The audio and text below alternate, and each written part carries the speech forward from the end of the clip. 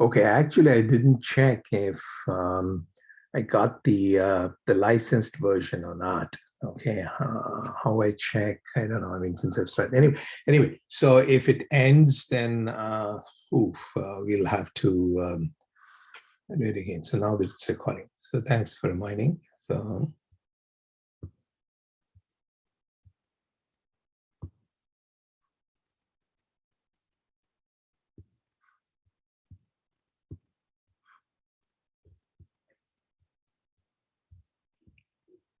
Okay, this is where I was.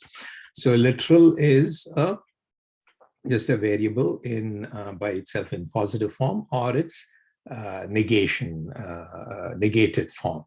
Okay, and a clause, okay, is a finite disjunction of literals, and a conjunctive normal form consists of usually they say set of clauses, but it's a conjunction of clauses. Okay, and that is so similarly there is DNF, which is it's a disjunction of cubes. So just like a clause, a cube is a conjunction of literals. Okay, that's the term that is usually used. And what is described as DNF, a disjunctive normal form, is a disjunction of cubes. These two are very standard normal forms that you would have seen. But there's another one which you could do using the if then else kind of operator. I will show you later on, it's a ternary operation. If X, then 1 or 0 kind of an operator, and that is usually called the if then else operation, or sometimes it is called binary decision diagrams, BDD for short. And that, see, neither the conjunctive normal form or disjunctive normal form are unique. They are not canonical forms. A normal form is said to be canonical if every formula has a unique, not only can it be expressed in that restricted syntax, but also that representation is unique. Is conjunctive normal form unique? Is it? I mean, can every formula be represented uniquely in CNF?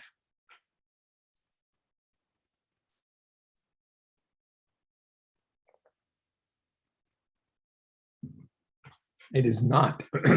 I mean, you can actually think about it, and then because there are several different, the same logical formula that has other Boolean connectives that I showed you earlier can have different representations when you convert them into CNF. Okay.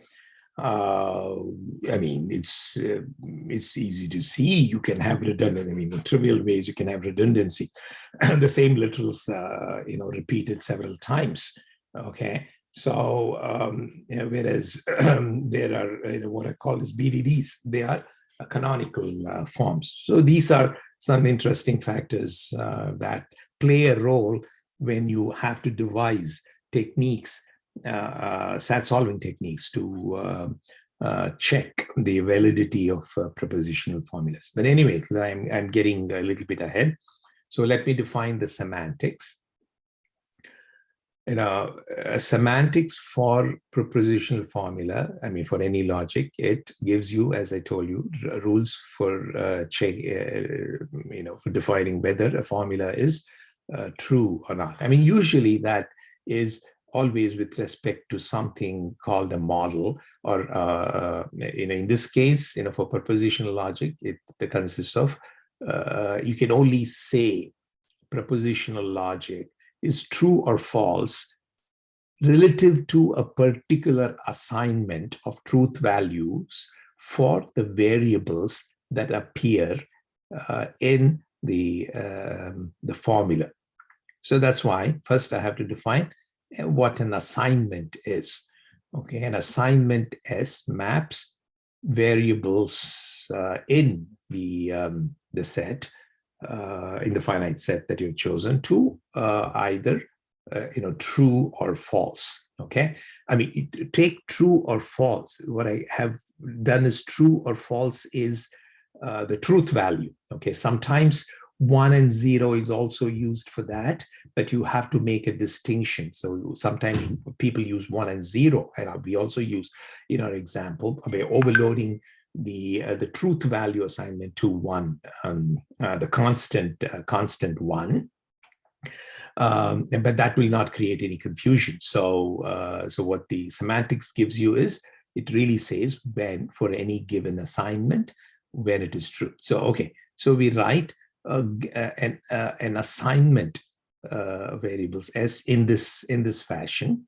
Okay, and you should read this as, when I say my assignment is for the variables is X, not Y and Z, it means that SX, the assignment assigns true to X,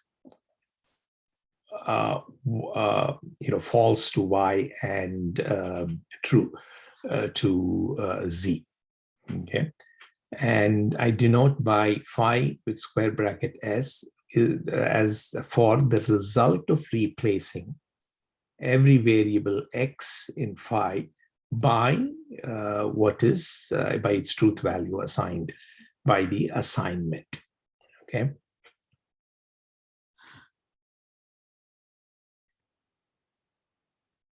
So the semantic rules of propositional logic, it assigns true or false to phi of S given an assignment S. Okay, so that's how it is defined.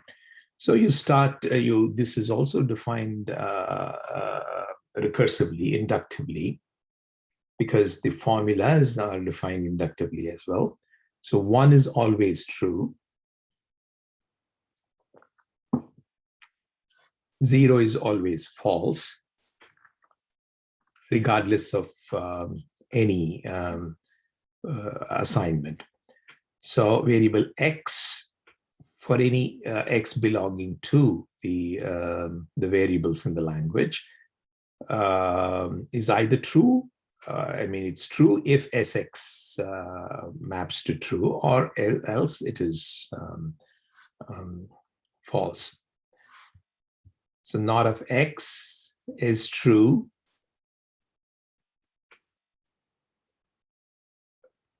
or false, respectively, if psi of S is if the formula psi for the assignment S is false or true, so and so on. Okay, so these are standards. So psi 1 and psi 2 is true if the interpretation of the semantics of psi 1, both psi 1 and psi 2 for that assignment are true. Otherwise, it is false.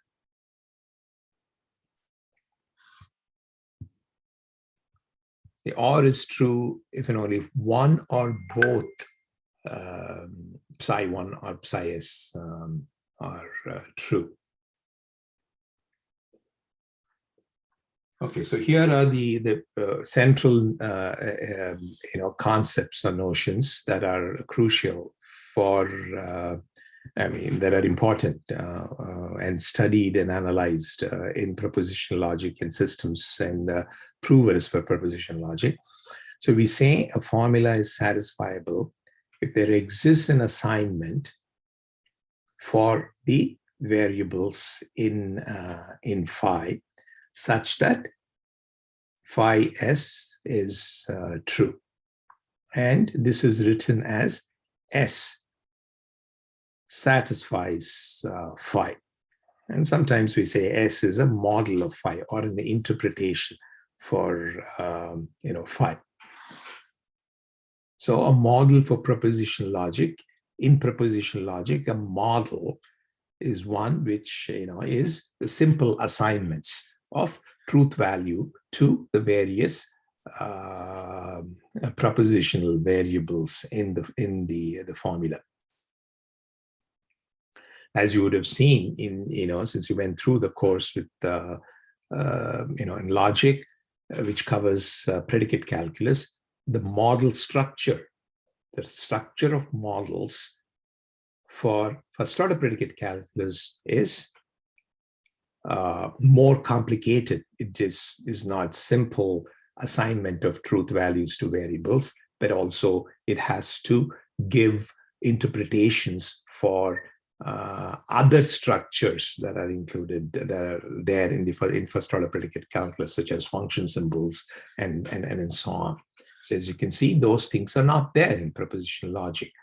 There's no function symbols other than predicate variables, and also quantifiers are not there, and that makes propositional logic a lot simpler to decide.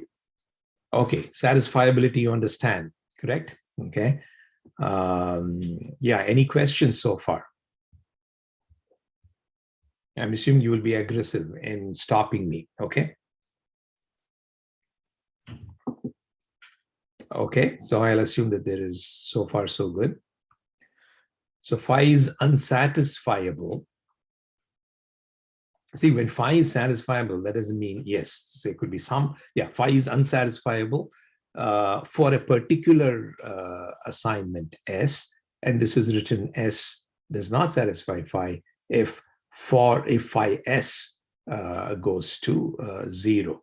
Okay, the interpretation of phi under S is false.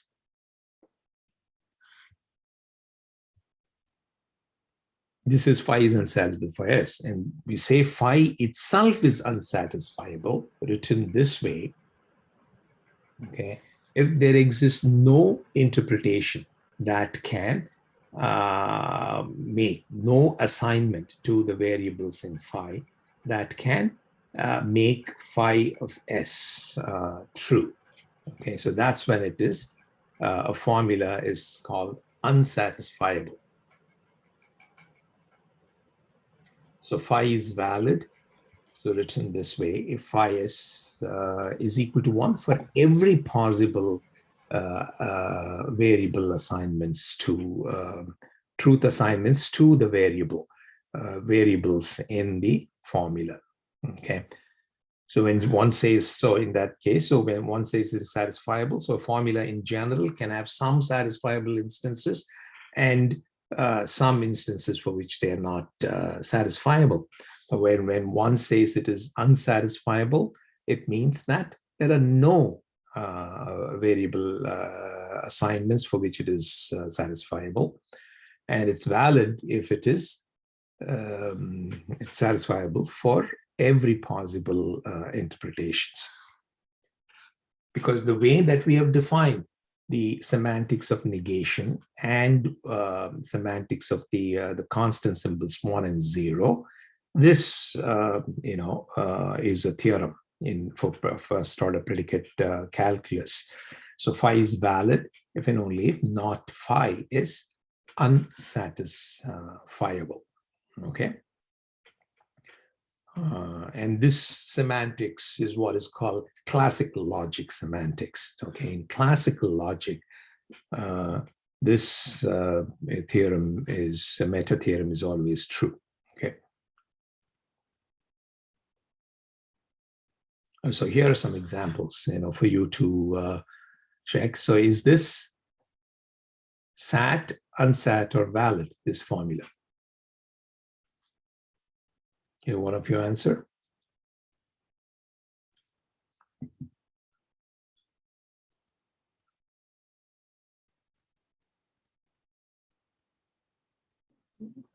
This is a satisfiable formula. What is a satisfying instance?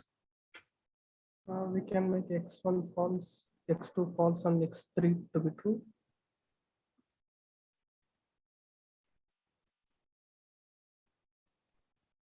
X1 false and X3 to be... X1 false, X2 false, and X3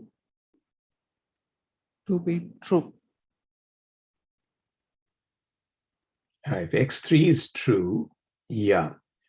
if x3 is true, so the way it's satisfiable if every clause. So this, by the way, this is in conjunctive normal form, correct? Okay. Yeah. So how do you make a conjunctive normal formula in conjunctive normal form satisfiable? Okay. I think what you said, your answer is correct. Okay. I'm trying to give an explanation, for that. You could, the one way you have to, your assignment should make every clause satisfiable, correct? Because it's a conjunction of thing. Okay. So, you said x3 to be true. So this that makes the first clause satisfiable. You said x1 to be false. Therefore, that obviously makes this satisfiable. So the third clause is satisfiable because x1 is, false. And, x2, you said x2 should be false as well. That's correct, because otherwise this clause will not be satisfiable. Okay, that's correct. Okay, so this is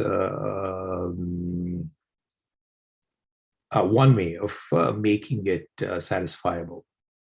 Are there other ways? Like any evaluation with just one variable as true and both others as false. Correct. So you're right. Yeah. So there can be multiple instances. That's good. So this one.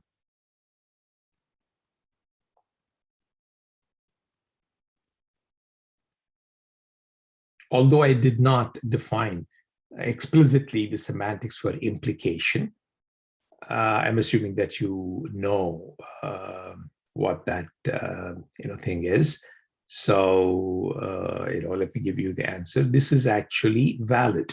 Okay, this is true for all possible interpretations, because if X implies Y or Z, and you can see this is P implies Q is actually not X or Y and Z. So you can work it out. Okay, this, and how do you by the way, how do you check if something is satisfied? I mean, if it's valid? Can you? I mean, you've gone through DPLL procedure, but even a very simple way of doing it is to get the truth table, correct? So if you go through the truth, if X is true, then this is true only if Y or Z is true, correct? So if X is false, then this is itself is true as per the semantics of implication. Therefore, the whole thing becomes true. If X is false, then the first part of the disjunct is true if either Y or Z is true. If either Y or Z is true, then this is always true. So anyway, so you will have to, how do you go about proving validity? Of course, truth table is one thing, or you could use things like DPLL, which will search the various assignments in a somewhat efficient way, in a systematic way, to check that without actually, short of checking every possible assignments, there are ways to do it. Okay, and truth table is one way of enumerating those things, but you don't have to. It is not always necessary to be as bad as enumerating every possible instances. And the reason SAT solving is NP complete is because while there are lots of formulas for which you can decide their satisfiability or validity in efficient way, there are always some problem instances for which you will have to pretty much, even the best known algorithm will end up enumerating all possible variable assignments, which is exponential in the number of which is exponential in the number of variables. That's why SAT solving is NP complete in an intuitive way. Okay.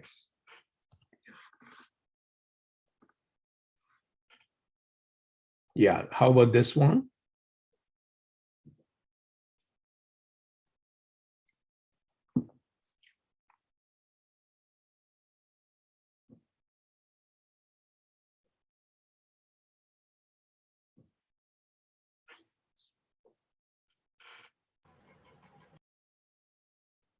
This is unsatisfiable. Yeah, it is unsatisfying because there is a circularity in this that you can see. See, if B is, so this clause is satisfiable only if, either B or C.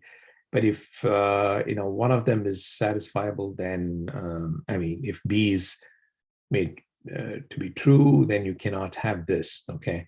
And, okay, this is a unit clause, okay? Therefore, C has to be false. And if C is false, then A has to be, if C is false, then A cannot be false here. And see, there is always a conflict between these literals, in assigning truth value to these literals. There's a positive literal here, there's a negative literal here. And the same thing appears negatively here. And similarly, and here, C and not C things appear with opposing polarity. So no matter what assignment that you give, there is a circular conflict in this, and therefore, that is not satisfiable. Okay. Okay, so when we get to, I'll have a lecture on SAT solving beyond DPLL, later in the course, and there, as part of which I will discuss. I will do a recap of. I'll give you some very easy instances, sub-fragments of propositional logic that are very easily decidable. Okay, very easily decidable. And then some breakthroughs that have made SAT solving very practical, very useful in practice. Breakthroughs in as enhancements or improvements to the basic DPLL algorithm that you saw in the logic course. That I will do for another day. Okay, so, okay, now here are some, I'm getting into modeling thing. So construct a formula that makes each of the following true. Okay, one thing is given a formula, checking whether it is satisfiable, unsat, or valid. That's what SAT solvers do. Okay. Now, for applying logic for problems in real life, you need to see how to use them, okay, how to construct formulas that suit your purpose at hand, okay, and that's what I'm now getting to. Suppose I want to construct a formula. So given a bunch of propositional variables, I want to construct a formula that is true if at least one of them is true.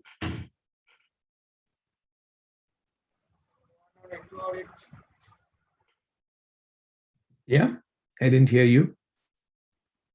A1 or A2 or A3. Yeah, correct. Okay. So this is, at least one is true. All I'm doing here is reframing the question. So how about exactly one is true? It's the first one in 5-1. The 5-1 formula above. Yeah, correct. So, or more distinctly, you could, express it this way. At least one is true. So this is exactly what it does. Okay. And then what it says is you cannot have, it cannot be the case on a pairwise, both of them can be true. So at least one is true is done by this. And the rest, what it does is it ensures that pairwise, for every pair, it cannot be the case that both of them are true. Okay, so that's what makes exactly one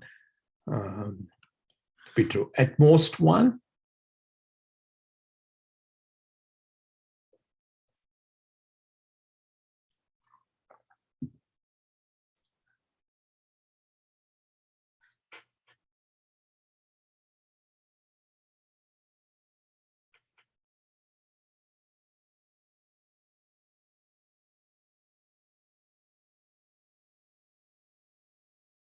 Now that I've defined exactly one, so at most one means either exactly one is true or none of them is true. So that's what at most means, correct? So no more than one is true. That's what at most one being true means. So that means that either exactly one is true, or it can also include the case when none of them is true. And that's why, so you can do the ORing of this thing. So it is the cases where exactly one is true, as well as the case where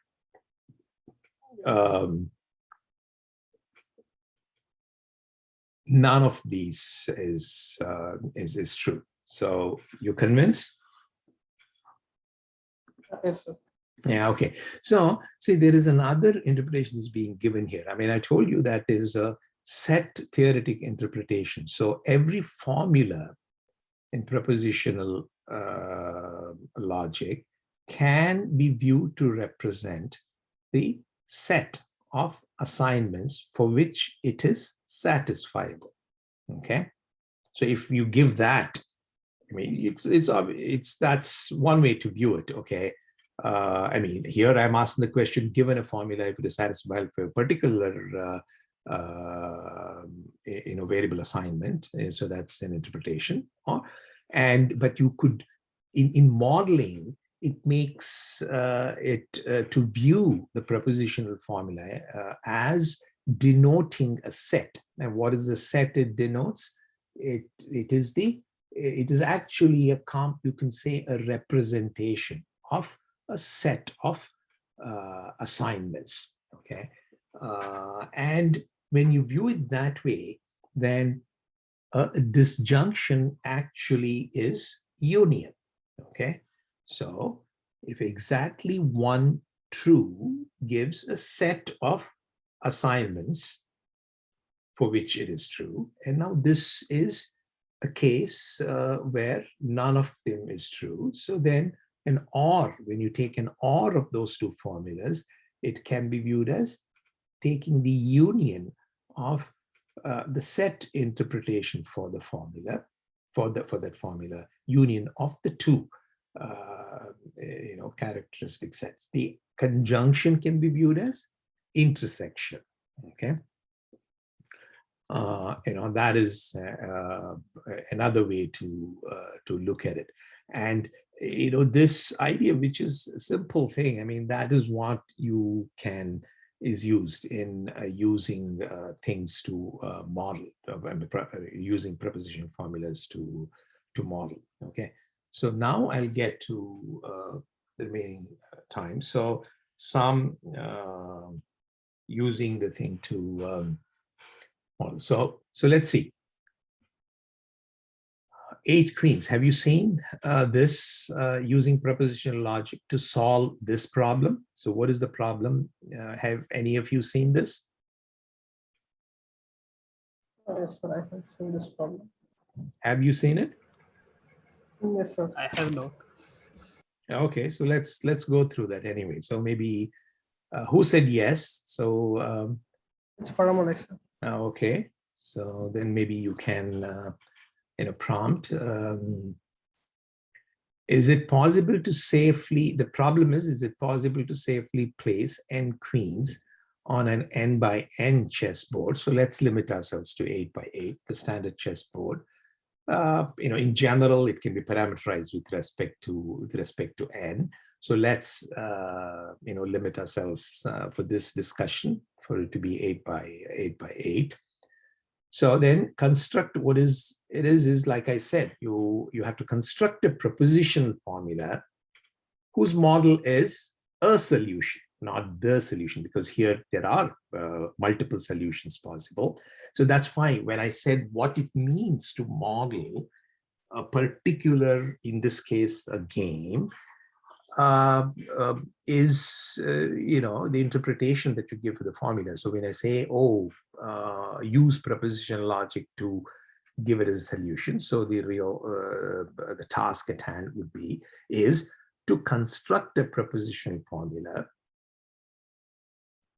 whose set of satisfying instances, assignments, will be a solution to the problem. And if the problem means there's only a unique solution, then there's only a unique satisfying interpretation of the formula. So the task at hand is to construct proposition formula. So then if you view it this way, then you see a SAT solver can be used to solve this problem. Okay, all you need to do is construct a proposition formula whose satisfying instances are exactly the solutions for this problem.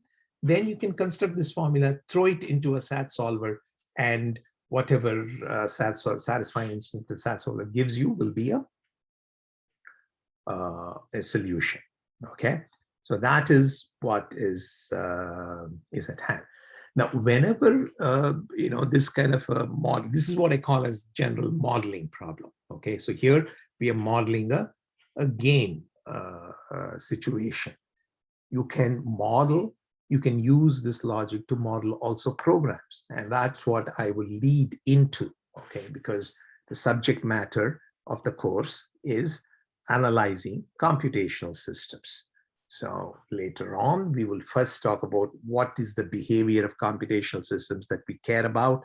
How do we, define that? Once you define that, then we talk about how logic can be used to model. We'll also talk about automata, special kinds of automata. So this course will discuss both of those things.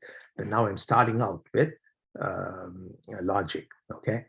So that's what it involves. Now, when in order to construct a formula, what is the first thing that you will have to do? A proposition formulas are built out of what? You saw Variables. the variables. Okay, so first you will have to, in modeling, you'll have to answer this question. You have to choose a suitable set of variables, finite number. Okay, because proposition formulas can only have finitely many variables that you start out with, and then you construct it inductively using those Boolean connectives. So you have to choose the variables to denote something that is of relevance and significance, something in the problem that you're modeling. So here, what does it mean? So the idea is to place a particular queen in any one of those 64 different positions that are available. Therefore, so it makes sense to define your variable as 64 possible variables. Xij will be 1 if and only if there is a queen at that position. So that's what Xij means. So given that meaning, then you'll be able to define. So the next step is to define all the required constraints. The constraints that a solution should satisfy. Okay. So that's how, so those constraints can then be expressed, each of them can be expressed as a formula over these variables. And that's what your intellectual task is. So for example, here, if I placed a queen in a particular location, then there are row and column constraints. Then you cannot have another queen in the same row or in the same column. Okay, so that you can express in this fashion. Okay, so if xij is true, that means there is a queen in at row I and column j.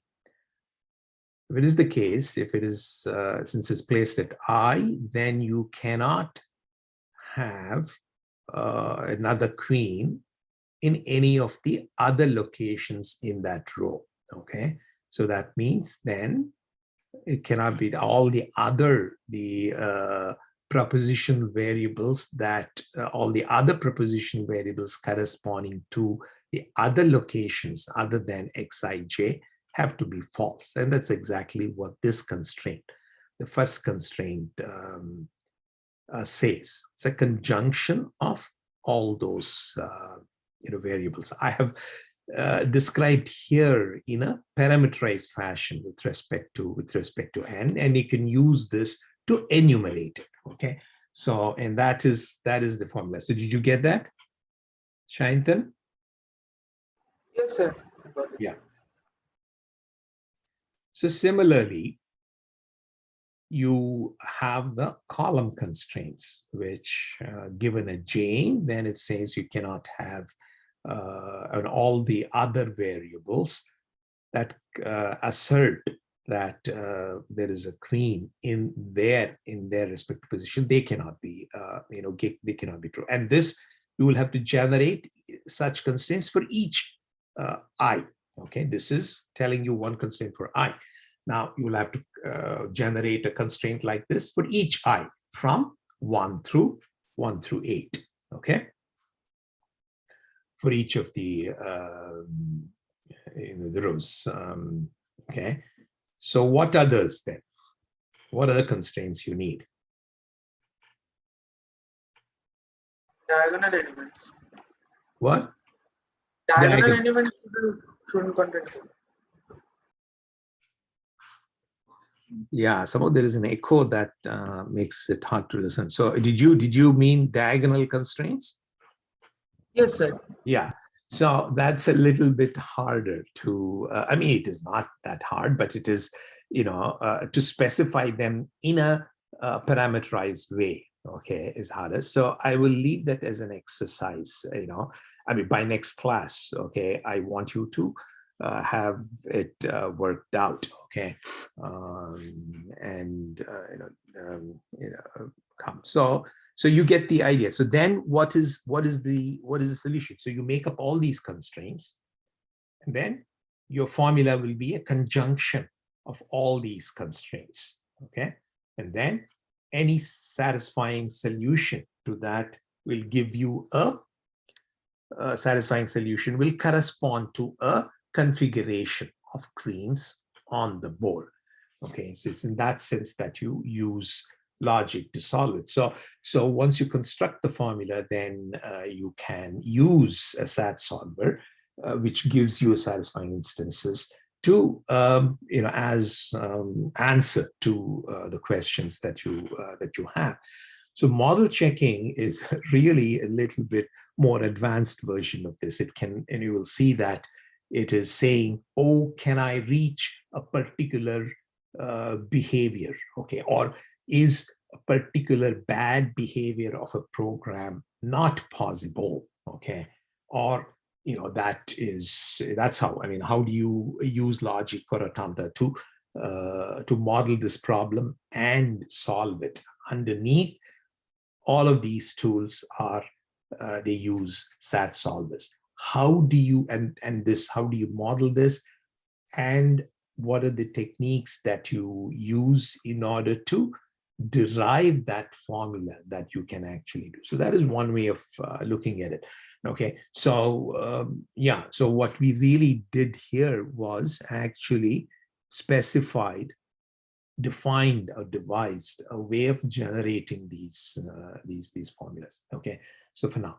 Similarly, another problem is modeling with the Sudoku. Okay.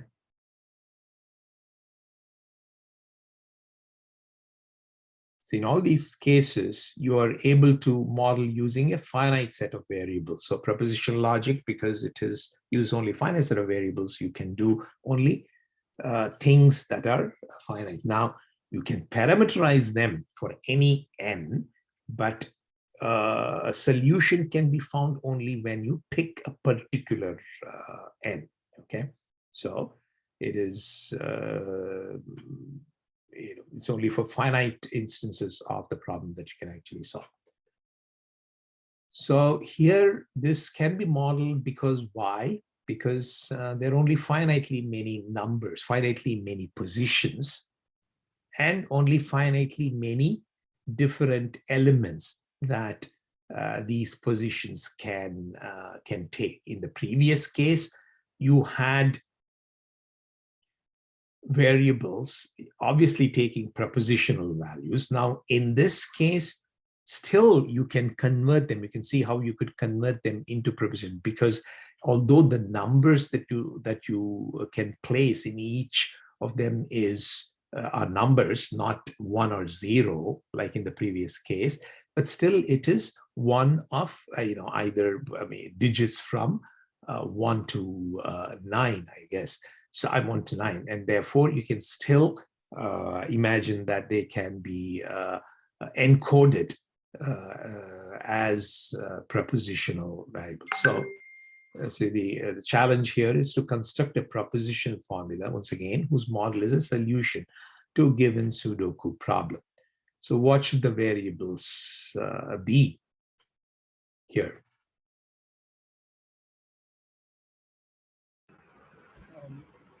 Similar to the other problem, the ij will be there. Correct. The ing And will also like k will be there for the number. Yeah, k will be there for the number. Okay. So so I have variables I, j, k. Okay, they all belong to Boolean, by the way. So I, j, k. So there'll be 3 dimensions here. I, j representing the row and the column, and the k telling you whether it is if what is there that you can enter is one of these 9 possibilities. Therefore, there is 1, 2, 3, 4. Okay, there's 9 by 9 times 9 times 9. Okay, those many variables are what is needed. So if Vijk is equal to 1, then column I and row j is considered, if that is true, then it contains k. Okay, so that's what it means. So now then you have to enumerate the constraints. So the most fundamental constraint is that they can only be 1 through, you'll have to have some entry in the in each place, and that can be 1 to 9. Therefore, the summation here means or. You should interpret as or. So it should be exactly 1, correct? Because you can only, in each place, you can place only 1 to 9, and there must be some entry. And that's what this constraint says, okay? And then others, okay? So how do you specify them? So I will let you think about it. And, so we will discuss in next class, okay? Okay, so I think I have actually run out of time. I've gone beyond my thing, isn't it? Or no, it's exactly 1 hour. So I still have maybe 10 minutes. Yeah. 10, 15 minutes.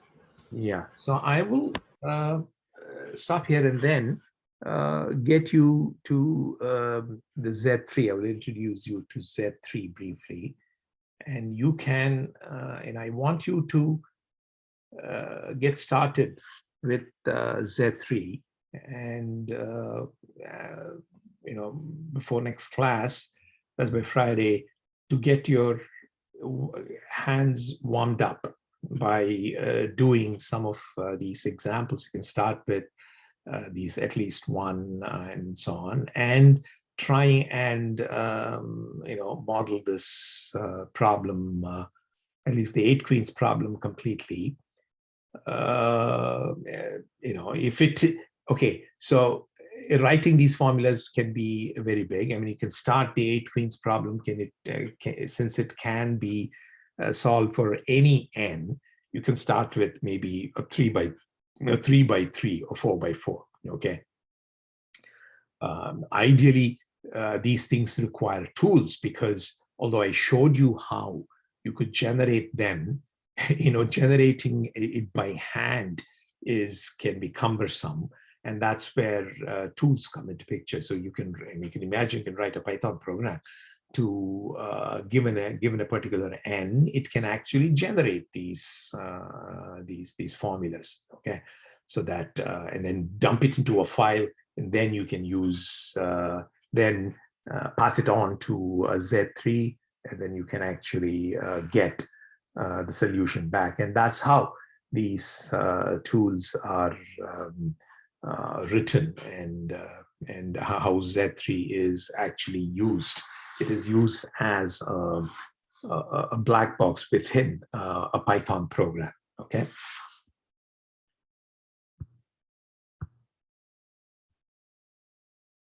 Where do I have it? I think it's here. Yeah. Yeah, you can do a Google search for Z3, and there is this thing called Rise for Fun. Okay, it's a fairly thing. It gives you, go through that, and it gives a certain standard syntax for typing in your formulas. Okay, I'll start with the propositional logic. Okay, so you can actually, I mean, this is an interactive version of the tool. You can actually, as you get more, further in this course, you will actually, I mean, I have in the past, usually given projects. Okay, I usually have an exam, but these things have to be they are best learned by actually doing things hands-on. So I've given exercises to do things hands-on in one of the tools, and also build some model checkers. Okay, small model checkers yourself using SAT solvers that I've given as project in the course. And that's then you will need to you cannot do it interactively like this. You will have to use an API, a programming language interface, to invoke some of the built-in functions of Z3. So Z3 also provides an API a programming interface, which is actually a bunch of functions, okay, which can be invoked either in Python, C, C++, or various, or even Haskell, whichever that you're convenient. I mean, I'm assuming that you guys know how good, I mean, Python, I guess. Python you will have to know, because there's a what programming languages are you comfortable in?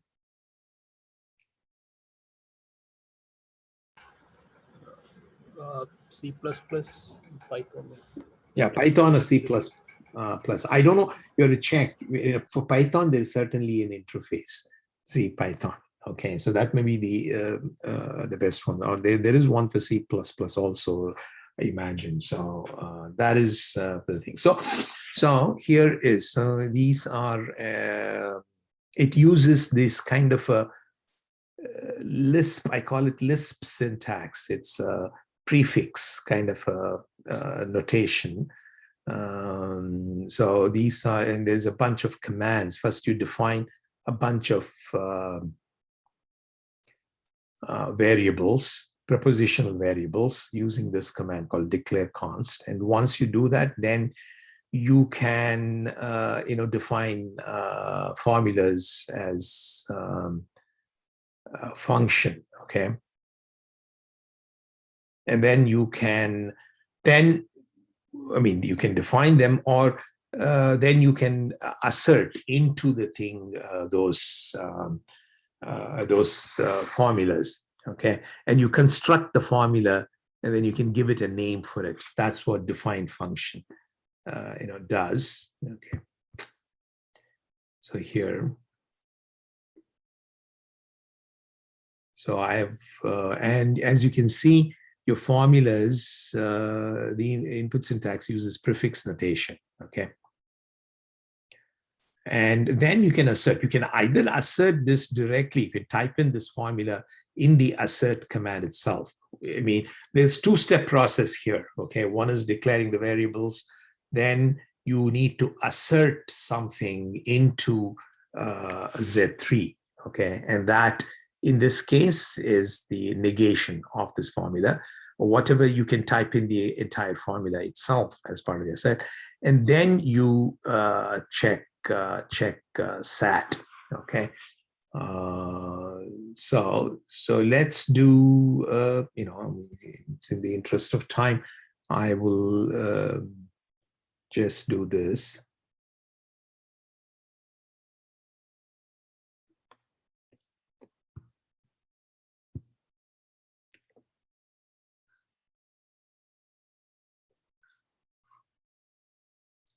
Now, suppose I want to assert this formula.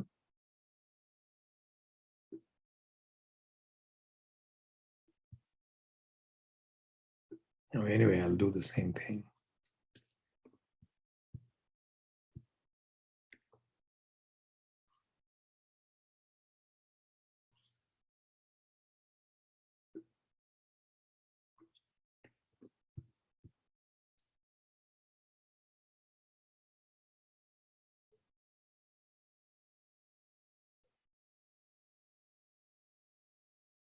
Let's see what.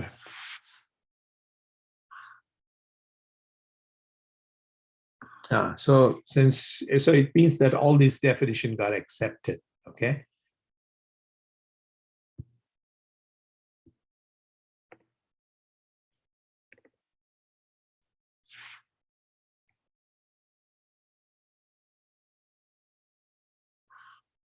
Now, if I do check sat,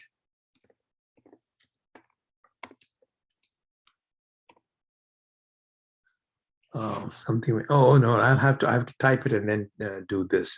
Check sat. So assert is asserting. So you can assert a whole bunch of formulas, okay? I mean, all that will be, when it's accepted, it means that what is there is a conjunction of all the formulas that you've asserted. And then you do check sat, okay? You'll have to click on this for it to do.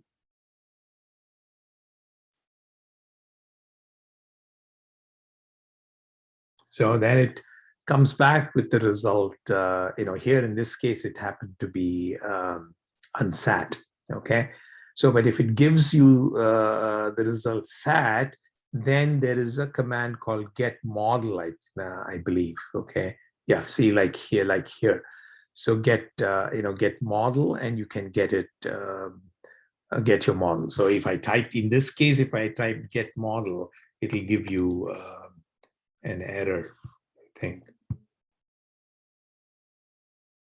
because there's no satisfying. Shouldn't take this long. For some reason, it's taking.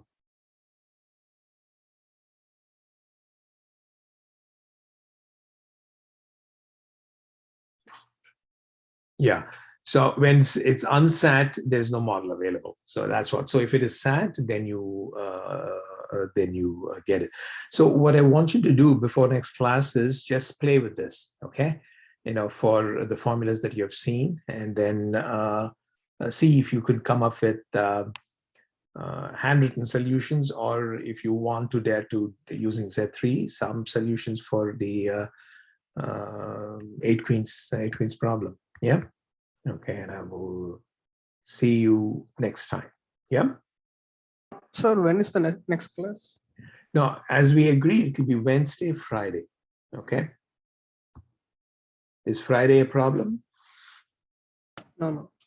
No, Friday evening. I know I hate to impose on Friday evening, but if Friday is a problem, then we could choose another day. I mean, this is only going to be for the first 2 weeks. I'm hoping that I can, get back to India, because the situation in India seems to be. I'm currently booked to get back to India on May 1st. So unless things go haywire and flights get cancelled, okay. If you want to do Monday, Wednesday, that's also okay. If you don't want to do Friday evening, or not, I don't want to. I don't want to tie you up Friday evening, since Friday is evening is meant for relaxation. So for now, so next class is Friday. Is that okay for now? Yes, sir. It's perfectly okay for me Okay. to have it on Yeah, Friday. it's okay. Okay. It's okay.